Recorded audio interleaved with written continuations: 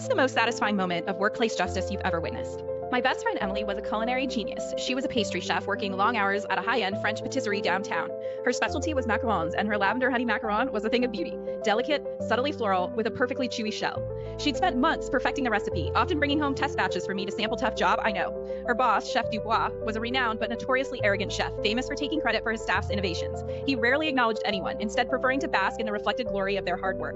One day, Emily called me, barely able to speak. The patisserie had been nominated for the prestigious Golden Spatula Award, a huge local honor. Chef Dubois had announced that his new signature creation, the Parisian Dream Macaron, was the one up for the award. I knew instantly. It was Emily's Lavender Honey Macaron renamed. He had changed nothing but the name and taken all the credit. Emily was utterly crushed. She was too terrified of Dubois' temper and influence to confront him, especially with such a high-profile award on the line. She just kept saying, "It's my baby, Sarah, he stole my baby." The award ceremony was a huge black tie affair, televised locally. Emily, looking beautiful but heartbroken, had to sit there and watch Dubois accept accolades for her work. As the finalist dishes were being presented for the judges' final tasting, Emily looked like she was about to burst into tears. I couldn't stand it. This wasn't just about an award, it was about her passion, her talent, and her spirit being crushed. I knew I had to do something. I had a wild idea, something that would be risky, but undeniably satisfying.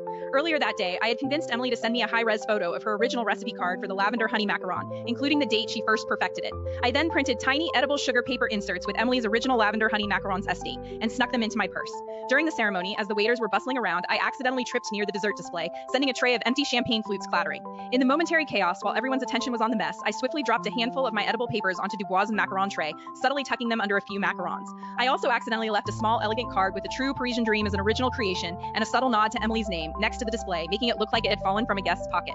A few moments later, one of the judges, known for his meticulous eye, picked up a macaron. As he bit into it, he saw the edible paper. He paused, frowning, and then read the inscription aloud. The room went silent. Chef Dubois, who was preening nearby, went pale. Another judge found the small card I'd left. The story unraveled quickly. Within minutes, social media was ablaze with photos of Emily's original recipe card, which I had discreetly shared with a local food blogger earlier that day, comparing them to Dubois' Parisian Dream.